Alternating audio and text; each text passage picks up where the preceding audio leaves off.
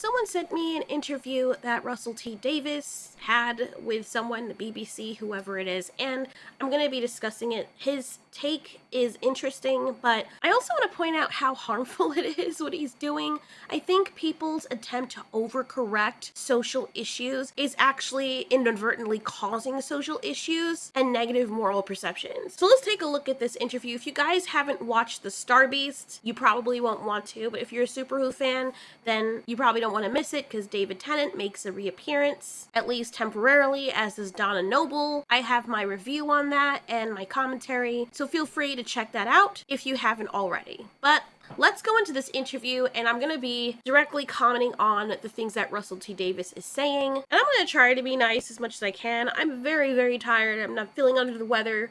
So my patience might be a little more thin because I just don't like stupidity. I also want to be very clear and honest. A brilliant scientist from the planet Skaro, Davros first appeared in Doctor Who in the 1975 story Genesis of the Daleks. So I only knew about Davros in the New Who era. I didn't watch the ancient old, whatever, the really old Doctor Who. So that was my first introduction to him. And not once when I saw him did I think, oh look, he's in a wheelchair, just like other people in other wheelchairs. That was the last thing that was on my mind. I just thought, oh, he's a Dalek part human. And it wasn't very hard to make the distinction because I don't look at the bottom half of a Dalek and think wheelchair. I think it just looks partly like a Dalek. That was my first thought. So when Russell mentions the whole bit about the wheelchair, which we'll get into, it almost seems like he is reaching and trying so hard not to offend or to pretend he's this holier than thou messiah that is showing people this can look like this and be perceived this way because this is the way I perceive it. So other people are going to perceive it this way, when that's certainly not the case. But anyway. He was depicted as a wheelchair user with a disfigured face and a fanatical dedication to the Daleks. I never, as I said before, when I looked at Davros, never thought, he's a wheelchair user. First of all, the Dalek thing doesn't look anything like a wheelchair. And for someone to just pick that up out of the ether means that that was the first thing that they were concentrating on. But on set today, Davros is looking quite different. Time and society and culture and taste has moved on, and there's a problem with the Davros of old in that he's a wheelchair user who is evil. And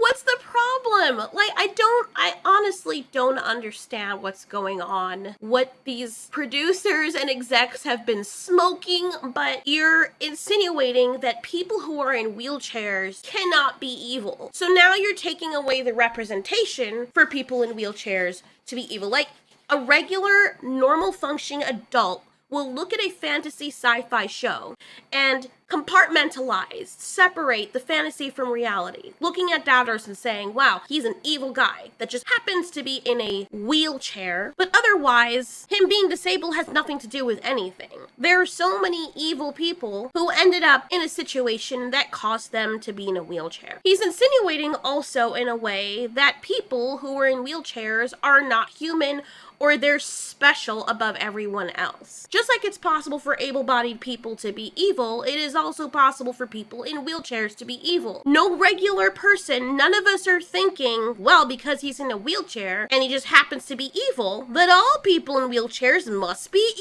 evil. What an idiot. Furthermore, nobody asked for this.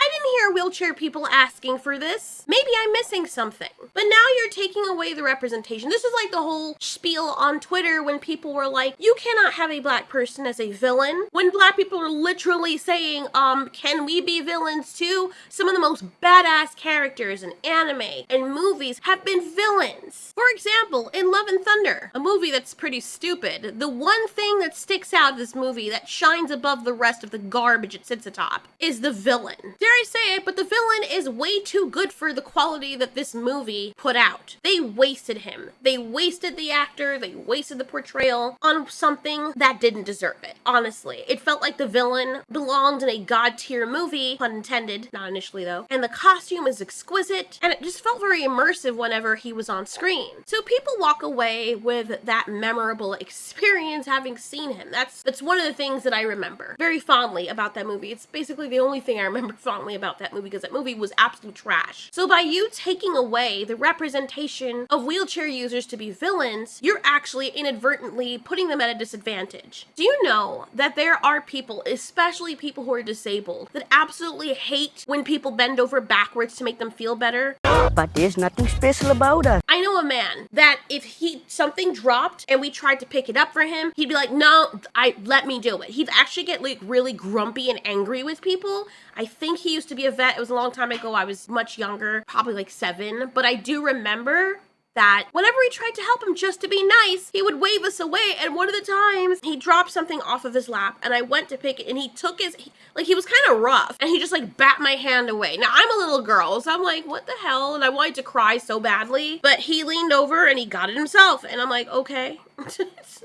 And at the time, I just thought he was a mean, grumpy old man, but I also understood, okay, he wants to do things himself. I didn't fully understand that because even in my 7-year-old mind, it never occurred to me that this person was any different. It's another person. It's another human being who just happens to be in a wheelchair. I don't even think I fully grasped the concept of what a wheelchair was. I didn't fully grasp the concept that this person is in this chair because he can't walk. I thought he was just chilling in there. So by you coming and pointing out that, hey, you're making the distinction and saying wheelchair, evil. We don't want that. You're putting into people's heads or children's heads who weren't even thinking about that perception. It's almost like you're the only one, or you and your bubble of friends are the only ones picking out that perception and that connection. Nobody else was doing that. I don't think no other normal human being looks at a villain that just happens to be in a wheelchair and thinks to themselves, gee, I guess all wheelchair people are evil, am I right? Like, I dated a guy in a wheelchair. He was a manipulative guy, very smart, fiercely intelligent, but that's just his personality. It didn't make him evil. He overcompensated a little bit and was very egotistical, but I think he also had a reason to be that way because he was very intelligent. But other wheelchair users I've known of, nothing ever enters my mind and thinks, man, this person's evil because chair. Come on. That is so rude. Rude is? His decision to do this kind of oversimplifies the portrayal of characters with disabilities. So disabilities should not be a determining factor on whether or not a character is depicted as good or evil. It's like he's forgetting all nuance in this. And the very risk, as I've mentioned, is that it kind of reinforces this monolithic, limiting perception of individuals with diverse experiences and personalities. Like, they don't have to be exclusive. Who is evil. And I had problems with that, and a lot of us on the production team had the problems with that, of associating disability with evil. And trust me, there's a very long tradition of this. You're the only one. I think you just dragged everybody else along, but you're the one who's highlighting the connection. This person is acting as though there have not been way more villains in portrayal in media that are able-bodied rather than wheelchairs. Let's see if I can list off the top of my head how many wheelchair users that just happen to be villains there have been. Let's see. There's the Mr. Glass guy that Samuel Jackson played, which was an excellent villain, by the way. Oh my god. I don't remember him and think to myself, who? That dude in the wheelchair. No, I remember Samuel Jackson and the guy's bones that break. And he was super freaking intelligent. His power was his intelligence. And if you really look at his viewpoint, he wasn't totally wrong. He was a bit sociopathic, but he wasn't totally wrong. Never once did I come away and think, man, all wheelchair users must be him. Who else we got? Stephen Hawking is not a villain, but he's one of the greatest minds in science. I absolutely loved him. And of course, he was very unique because most people in his sphere don't look like that or talk like that. And the fact that he kept on pressing on despite his disability and his deteriorating health issues is what also made him a very strong person. But that's not even a villain. And to be honest with you, I cannot, off the top of my head, think of a wheelchair user that just happens to be a villain. Yeah, that's a problem. That is a problem. Now, granted, Russell T Davies is much older, so maybe he's talking about like 1930s, 40s, whatever type era of these movies. But there is still, I think, a disproportionate amount of able-bodied villains to wheelchair portrayal. So now you're going to remove the very little representation that wheelchair people have as villains. Now, what I have seen is the eye patch thing, but then you have all the heroes that have eye patches too, who were maimed, and you can say that, well, villains probably have more issues or more nicks because of all of the altercations they've been in. So I don't know what he's talking about here. He's just reaching from out of the back rooms for this type of messiah complex, and he seems to be one of the very few people under 1% that is associating evil with disability. And he's inadvertently contributing to ableism by perpetuating the idea that disability is somehow linked to moral character. Again, people with disabilities, just like everybody else, have a wide range of personalities and motivations and roles in fictional narratives. And it's very harmful to say, well, this person looks this way or just happens to have this disability, they can't be a villain. Aren't you in fact now being exclusive? You're now excluding this sect of people that already don't have enough representation to begin with, they would argue, and taking away even more from them. So by you trying to overcorrect and being sweet or whatever you think you're being, it's not giving, bro. You're actually taking away their portrayals that able people can play. So able people can play villains and heroes and a wide range of things. One of the things I love about writing my characters in my stories is being the villain. I get in the head of my characters. One of those people is Godzilla. I know people, reason a lot of them hate me is because I'm very immersive with my Godzilla fan fictions, and I guess it makes them uncomfortable. But in every single one of the characters, they each have their own motivations. And I think the most fun character for me is one that is going apeshit and evil. Godzilla is naturally, in my Godzilla anyway, is a no-nonsense, don't give a fuck kind of attitude. And in his mind, he literally thinks he's right. Everyone else around him is pussyfooting and trying to be feely, and he's like, no, why am I gonna do that? I'm the king. This is so fucking stupid. Why don't you just be honest with people? Why are you trying to keep someone alive that's on death's door? Isn't that selfish of you? And he may seem very insensitive, but it's very fun to play the role of that character who just says this shit and is perceived as evil because he's telling the truth, even though he's doing it in a very tactless way. It is so fun to play that kind of character, especially when in my everyday life, that's not the kind of person I am. You know how many times I've been in interactions with people where I just want to say what I really feel? I don't want to hurt their feelings, and I'm like, that would be mean to say.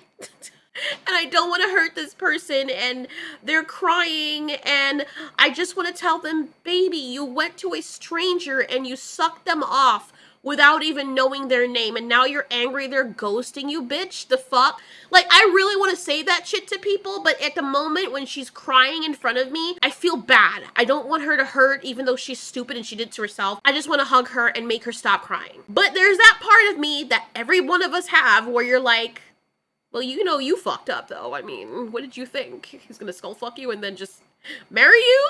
Like, and that's being evil, apparently. But that's one of those, like, shadow Kermit situations. And it's fun to play characters like that. So now you're taking away these people's ability. What if a person in the wheelchair has always wanted to play a supervillain, but they just happen to be in a wheelchair? And then they go to Russell and they're like, I want to be a villain. I want to play this role. No, darling. Like, I don't want to perpetuate harmful stereotypes.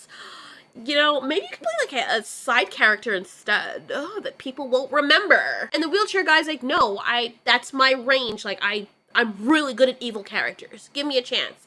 No, because like people like might get offended because I feel personally offended that you're gonna be playing a evil wheelchair character. So no roles for you then. Go roll away. And the lack of self-awareness for some of these execs just astounds me. Blaming people in the past at all. But the world changes, and when the world changes, Doctor Who has to change as well. What are you talking about? Did wheelchair people in wheelchairs just suddenly become angels and infallible people? Bro, like, of all the villains that have been in Doctor Who, how many of them are in wheelchairs? I'm legitimately asking because I'm like I said, I've only started the New Who era. I don't know about the previous Doctors, but I would make the argument, and I would bet on this, that there is probably about 98%, let's just be generous and say 90%, in this whole franchise that are able-bodied than there are disabled. And I'm not talking about alien species that have wheels and roll on themselves. That's literally their species. I'm talking about portrayal of characters. I didn't, honestly, until I did this video, I didn't even remember Davros, to be honest. I did not remember him. I was like, wait a minute, oh yeah, that guy. Is he coming back, blah, blah, blah. But when I think about villains, he's not the first person I think about. I think about the Cybermen, I think about the Dalek, I think about the Angels. Like, the wheelchair guy is the last person on my mind. And when I did see him, my first thought wasn't dude in a wheelchair. My first thought was Dalek human. hybrid. So the fact that he is pointing this out makes it feel as though he's ableist and sees himself on some superior level to people who are disabled, and he's coming down from on high and saying, well, because I feel this way. I feel that my superiority is shining above you disabled people, that I'm not going to portray you in this light because ableism is just better. It's just better as a villain to be able-bodied. The Davros will do a better job and will be more palatable to people if he's able-bodied. Do you not realize what you just did? The irony is just astounding. Evolve, we can start anew.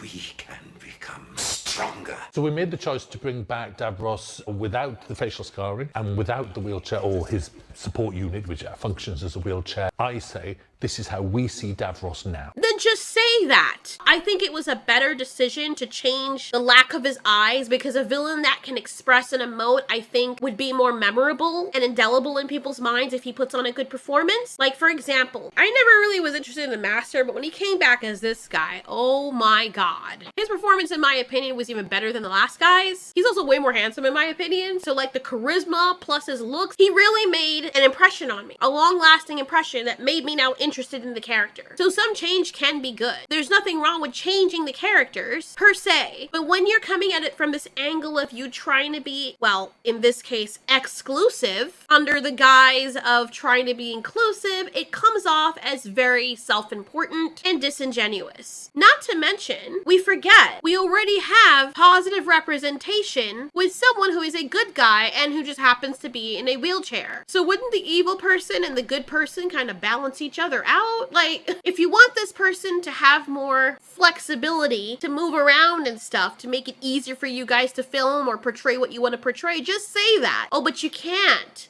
Because that's ableist, isn't it? Even though it isn't, it's a completely valid concern. But you pretending that the reason that you're doing this is because you don't want to offend people in wheelchairs by telling them, we're going to take away this, one of the very few roles that I guess people in wheelchairs can see themselves in. Yeah, we're going to take that away so we can make y'all feel better.